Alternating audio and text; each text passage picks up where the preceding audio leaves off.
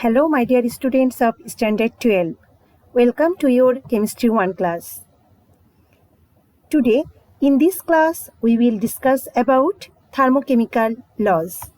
You all know about the first law of thermodynamics, that is also called the law of conservation of energy. The law states that energy cannot be created or destroyed, just transformed from one form to another. Today, we will read about two thermochemical laws which are based on the first law of thermodynamics. The two thermochemical laws are Lavoisier and Laplace law, and another one is Hess's law. In this class, we will discuss about these two thermochemical laws. At first, Lavoisier or Laplace law. We know a reaction proceeds in both direction, forward and backward. For example, when hydrogen and oxygen reacts, they produce water. Again, when water is broken, then what will we get? We will again get hydrogen and oxygen from there. Scientist Lavoisier came to the point that when water is produced from hydrogen and oxygen, some amount of heat energy is produced with the product. And when the same amount of water makes hydrogen and oxygen by breaking, it absorbs the same amount of energy that is produced when water is produced by its constituent elements. That means the heat energy of both reaction is same, but in one reaction heat energy is produced and in another reaction heat energy is absorbed. So their heat change is same, but their sign is opposite. So we can tell Lavoisier and Laplace law is the change of enthalpy in a reaction is exactly equal to the change of enthalpy of the reaction in the opposite direction, but their signs of enthalpy changes are opposite. That means if one is plus x, then another will be minus x. For example, look, this is the reaction of production of water. Here, hydrogen and oxygen produce water, and in this reaction, 285.85 kilojoule heat energy is produced. That means the heat change of this reaction is minus 285.85 kilojoule. Now its opposite reaction, here water is broken to make hydrogen and oxygen, and in this reaction 285.85 kilojoule heat energy is absorbed. So the heat change of second reaction is plus 285.85 kilojoule. Another one example, here copper and oxygen makes copper oxide, and here the heat change is minus 157 kilojoule. That means 157 kilojoule heat energy is produced with product. And when this copper oxide is broken to make copper and oxygen, then 157 kilojoule heat energy is absorbed in this reaction. So the heat change is plus 157 kilojoule. So dear students, from Lavoisier and Laplace law, we can tell that the energy that is released to produce 1 mole of a product from its constituent elements is equal to the energy that is applied to break the compound to its constituent elements. So, from Lavoisier and Laplace law, we can tell that the energy that is produced by a reaction is equal to the energy that is applied to proceed the reaction at its opposite direction. So, we can also tell that the heat of formation and heat of decomposition of a compound is equal, but their sign is opposite. For example, here the heat of formation of copper oxide is minus 157 kilojoule and heat of decomposition of copper oxide is plus 157 kilojoule. This is Lavoisier and Laplace law.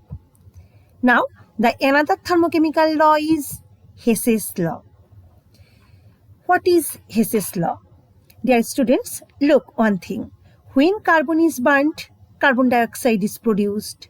Now, this carbon dioxide, production of carbon dioxide may happen in two steps. How?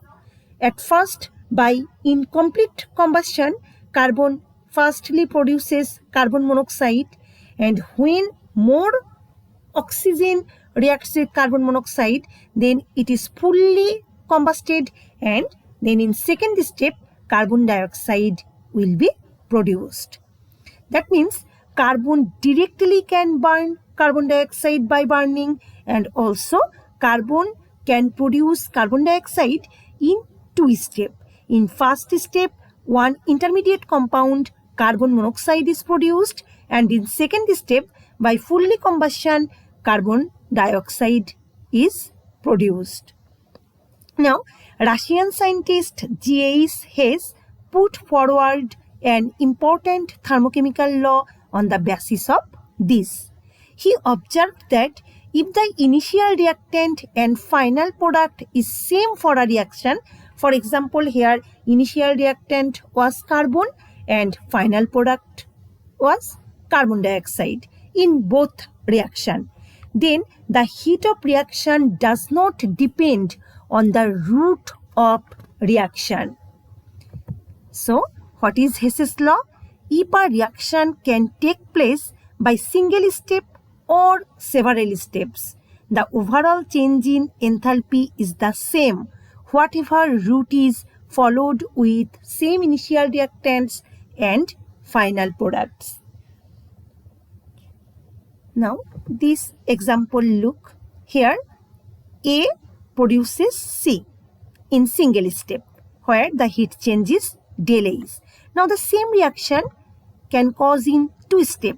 That means here at first intermediate compound B is produced from A, and here the heat change is del A is 1, and from this intermediate compound the final product C can be produced in second step where the heat change is del A is 2. That means the initial reactant A is same for both reaction in single step or in two steps, and the final product C is also same. But the first reaction happens in one step and the second reaction happens in two step. So, we can write this like this way. Here look, here from A to C in one step reaction by following one route, A from C is produced, from A C is produced, and here two routes are followed. Here from A at first B is produced, then this B is converted to product C. So, from Hess's law, we can tell that del A is equal del A is 1 plus del A is 2, because this del A is the heat change of single step reaction, and this total heat change del A is 1 and del A is 2, these two are for two steps reaction, and in both cases this heat change will be equal because here the initial reactant and final product both are same. So we can tell that the net enthalpy change in a reaction does not depend on the path by which the reaction takes place. Now some more example of Hess's law. You will be more clear from these examples. Here carbon dioxide gas that I have told before. Carbon dioxide gas may be prepared from carbon and oxygen in single step and also in two steps. At first, in single step reaction, carbon produces carbon dioxide where the heat change del A is equal minus 393.5 kilojoule. That means to produce carbon dioxide from carbon and oxygen, 393.5 kilojoule heat energy is released. And in double step reaction, carbon at first by incomplete combustion, it produces carbon monoxide, then 110.5 kilojoule heat energy is produced here. That means the heat change del is 1 equal minus 110.5 kilojoule. And in second step reaction, again this carbon monoxide is fully combusted to produce carbon dioxide gas. And here now the heat change is minus 283.0 kilojoule. That means in single step reaction, del A is equal minus 393.5 kilojoule, and in two step reaction, the del A is 1 and del A is 2 are these two. So from Hess's law, we can tell this is the first step, single step reaction. From carbon and oxygen, direct carbon dioxide is produced, and here the two ways are followed by carbon and oxygen. Two routes are followed. Here at first, in first route, carbon monoxide is produced, and in second step, it produces carbon dioxide. So from Hess's law, we can tell that del A is equal del A is 1 plus del A is 2. That will be del A is 1 plus del A is 2. It also comes minus 393.5 kilojoule. That means it is also experimentally proved. Thus, we can see that both in single step and in double step reaction, the enthalpy change is the same. That is, the algebraic sum of enthalpy changes of multiple steps is equal to the enthalpy change in a single step of a reaction. This is Hess's law. Now we will see some application of Hess's law. There are many applications of Hess's law. From there, two important applications are, first one is determination of enthalpy of slow reaction, and another one is determination of heat of formation of a product or heat of reaction of a reaction. So at first, determination of enthalpy of slow reaction. Slow reaction means the reaction that happens very slowly, and the enthalpy change of this type of reaction cannot be measured so easily. Some reactions are so slow that their heat changes cannot be determined by any experiment. For example, look, conversion of rhombic sulfur to monoclinic sulfur. Here I want to tell you something, that is rhombic sulfur and monoclinic sulfur. These two are two allotropic form of sulfur. Here rhombic sulfur, that normally we get crystalline form of sulfur, and when this rhombic sulfur is heated above 96 or more degrees Celsius temperature, then rhombic sulfur is converted to monoclinic sulfur.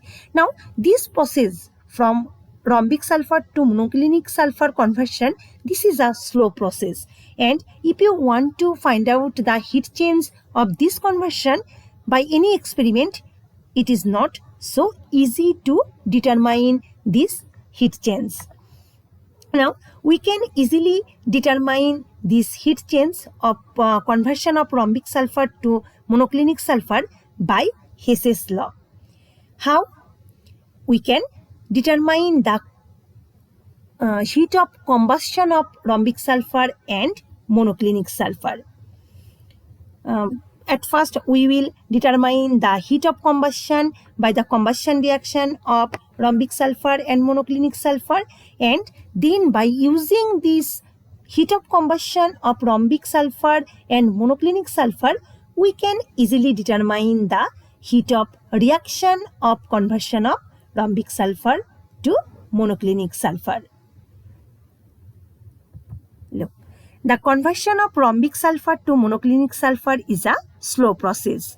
When rhombic sulfur is heated at 96 degrees Celsius temperature, it changes to monoclinic sulfur. So how the enthalpy change of conversion of rhombic sulfur to monoclinic sulfur be determined? At first, what we will do? We will determine the heat of combustion of rhombic sulfur and monoclinic sulfur.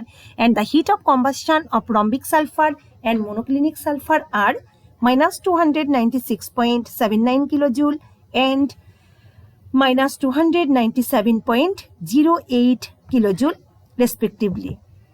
That means the heat of combustion of rhombic sulfur and monoclinic sulfur are these two. Now you got these two. Now by using Hiss's law, you will find out the conversion reaction of rhombic sulfur to monoclinic sulfur. How? If you subtract equation 2 from equation 1, what will you get? Equation 1 minus equation 2, that means rhombic sulfur, oxygen will be cut, minus monoclinic sulfur equal this cut, that means in product side 0, and this heat change will also be subtracted, minus 296.79 plus 297.08, it comes 0.29 kilojoule. In left side there was rhombic sulfur minus monoclinic sulfur, and in product side there is 0. So you can tell rhombic sulfur and minus monoclinic sulfur, it will be in right side, plus monoclinic sulfur, that means rhombic sulfur. In product side it will be monoclinic sulfur, and the heat change, it comes 0.29 kilojoule. This is an important application of Hess's law. Determine the enthalpy of slow reaction. And another one is determination of heat of formation. Here look, the heat of formation of SO3 sulfur trioxide from sulfur and oxygen cannot be determined easily, but by applying Hiss's law, it can be determined. How? Look, there are many cases where the heat of formation cannot be determined in any method like this. For these cases, by applying Hess's law, heat of formation of a product from its constituent elements can be determined. Here, look, at first we can determine the heat of formation of sulfur dioxide or heat of combustion of sulfur, and here the heat change is minus 297.40 kilojoule. Another spontaneous reaction is formation of sulfur trioxide from sulfur dioxide and oxygen, and here the heat change is minus 97.90 kilojoule. Now from these two reaction, by using these two reaction and by applying Hess's law, we can determine the formation of SO3 from sulfur and oxygen. Here sulfur and oxygen forms sulfur dioxide, and in product side sulfur dioxide and oxygen forms sulfur trioxide. Now if we subtract equation 2 from equation 1, if we add equation 1 and 2, because here sulfur dioxide in product side and here sulfur dioxide in reactant side, but we will determine the formation of sulfur trioxide from sulfur and oxygen. There is no need to use sulfur dioxide, so we have to omit sulfur dioxide. How we can omit sulfur dioxide? By adding these two reaction, because one is in right side and another is in left side. So if we add these two reaction, then sulfur dioxide will be omitted. So adding equation 1 and 2, we get in left side we get sulfur plus oxygen 1 mole and half mole, so it will be total 3/2 mole, and sulfur dioxide will be omitted. In right side we will get only sulfur trioxide. Okay, and look, when we will add equation 1 and 2, then the heat change will also be added, and by adding del H1 and del H2 we get minus 395.3 kilojoule. This is the heat of formation of sulfur trioxide from its constituent elements sulfur and oxygen that could not be determined by any other experiment but can be easily determined by Hess's law. These are the application of Hess's law. So, heat of formation of sulfur trioxide is minus 395.3 kilojoule. Now, this Hess's law, from this application of Hess's law, we will do some problems. In problem also, we will determine sometimes heat of formation, heat of combustion, or heat of reaction of any reaction. But here we will apply Hess's law. Dear students, if you follow the math, you will see that without using Hess's law, you cannot determine the value of del H for this reaction. Look, at first, this is your book problem 4.56b.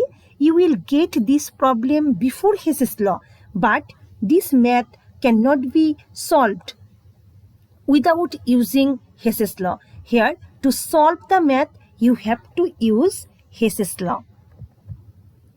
Here, look, the math is calculate the heat of reaction of preparation of ethylene from acetylene. You have to find out the heat of reaction of preparation of ethylene from acetylene. Here, some informations are given. Here the combustion enthalpies of acetylene, hydrogen gas and ethylene are minus 1299 kilojoule per mole, minus 286.18 kilojoule per mole and minus 1411 kilojoule per mole respectively. Now, these informations are given here. You have to find out the heat of reaction of this reaction. What is the reaction? Preparation of ethylene from acetylene. Dear students, can you tell how ethylene is prepared from acetylene? Have you remembered? Ethylene is produced from acetylene by hydrogenation reaction. When hydrogen reacts with acetylene, then ethylene is produced. And you have to determine the heat of reaction of this reaction. Which reaction? This reaction. Here, acetylene reacts with hydrogen and produce ethylene. And here, del A is equal what? You have to determine this. Which informations are given? Here, some combustion enthalpies are given. Combustion enthalpies of acetylene, hydrogen and ethylene are given here. So, you will write the combustion reaction of these three. Combustion reaction of acetylene. Everywhere carbon dioxide and water vapor will be produced because all these are hydrocarbon. So, when hydrocarbon are burnt in oxygen, then carbon dioxide and water vapor are produced. Here the heat of combustion is minus 1299 kilojoule per mole. In the same way, combustion reaction of hydrogen, look here, combustion enthalpies are given. That means 1 mole. You have to keep here 1 mole. So, oxygen will be half mole to balance the reaction. Here, the heat change is given minus 286.18 kilojoule and the combustion enthalpies of ethylene is also given minus 1411 kilojoule per mole. These informations are given. You have to determine the heat change of this reaction. Dear students, look, if you don't use Hess's law, then you cannot find the heat of reaction of this reaction, because to determine the heat of reaction of any reaction, you should know about the heat of formation of all the products, all the reactants and products. But here, heat of formation are not given. Here, heat of combustion are given. So, you have to use Hess's law to do this math. Now look, here all these are given. How will you do the math? You have to concentrate about the reactant side at first. What is in the reactant side? Acetylene and hydrogen. Now look here, in these three reactions, in first reaction there is acetylene and in second reaction there is hydrogen. In your reaction that you will, for which reaction you will find out the delays, where here also 1 mole acetylene and 1 mole hydrogen are present. So if you add equation 1 and 2, you will get the left side reactants. So at first what will we do? We will add equation 1 and equation 2. So after adding equation 1 and 2, we get acetylene plus hydrogen plus this oxygen will be added and it will come 3 mole oxygen, and in product side there is 2 mole carbon dioxide and this one 2 mole water. Delase is also added here. These two are added here, and this new equation we will name it equation 4, and it comes acetylene plus hydrogen plus 3 mole oxygen, product 2 mole carbon dioxide and 2 mole water. Here delase comes minus 1585.18 kilojoule per mole. Dear students, now look, did you get your desired equation? No. In left side there is 3 mole oxygen, but in your equation there is no oxygen. In right side you didn't get your desired product. So what will you do now? You have to omit this oxygen. In 3 number equation there is this 3 mole oxygen. This oxygen is in left side and this oxygen also is in left side. So what can we do? We can subtract equation 3 from equation 4.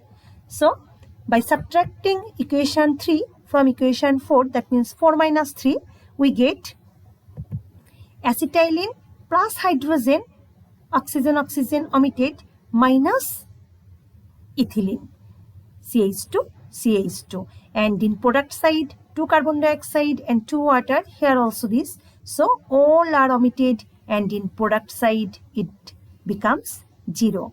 Delase will also be subtracted from equation 3, subtract equation 4 from equation 3, that means minus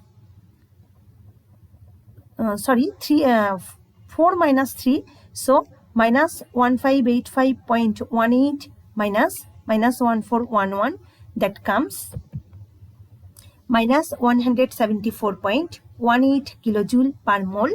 Here also look, in left side there is minus ethylene, so it will go to in right side.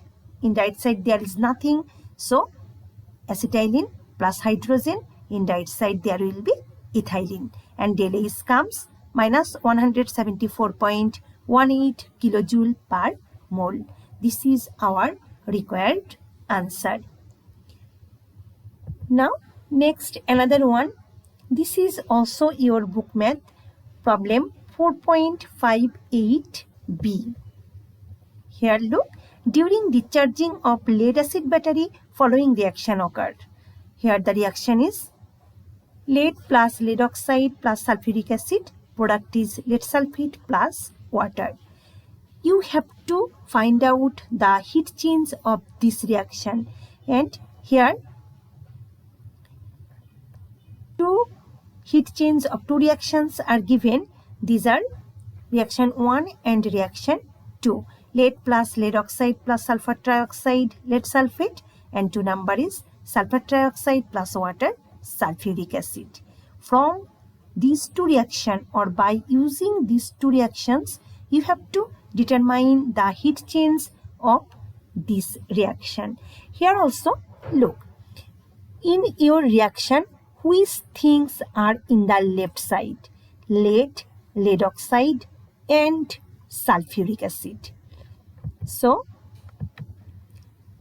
you have to find out the delase of this reaction, and these two reactions are given here. So here what will you do? At first you will fix your reactant side. lead oxide, these two are in 1 number equation, and sulfuric acid, it is in the 2 number equation.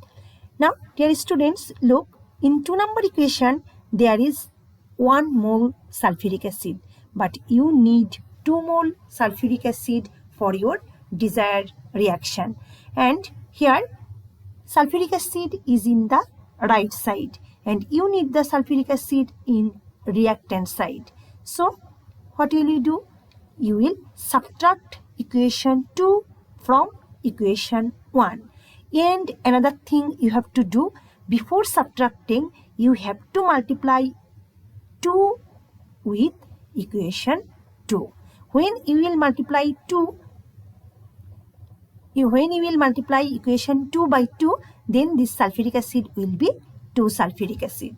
So what will we do now? Subtracting 2 into equation 2 from equation 1. We will subtract equation 1. We will do equation 1 minus 2 into equation 2. And it comes lead plus lead oxide,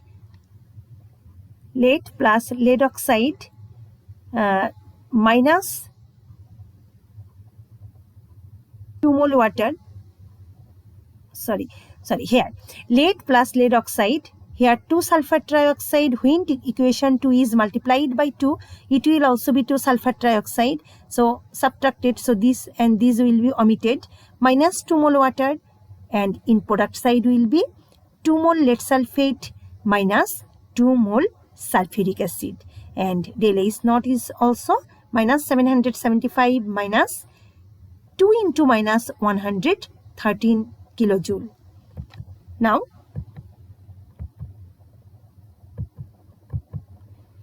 this one. Now from there, look here, we can write this 2 mole water, this is minus, so we will shift it in product side, and this 2 mole sulfuric acid will come in reactant side. So the equation like this: lead plus lead oxide plus 2 sulfuric acid product 2 lead sulfate plus 2 mole water, and the heat change del H naught comes minus 549 kilojoule per mole. Look, dear students, match the reaction with your reaction given in question. It is matched. So your desired heat change of this reaction is minus 549 kilojoule per mole. So dear students, today up to this, I have solved 2 problems. In your book there are also some problems. You will solve this from the book, and I will give you 2 homework. Question 1 and this is 2. These 2 homeworks you will do in home, and you will submit it to me. Now students, we have completed our running chapter 4, and we have done all the topics present in this chapter. You will complete the full chapter nicely. And thank you everyone. Goodbye, dear students. This is maybe the last online classes of Chemistry 1. So be safe and be well. Bye everyone.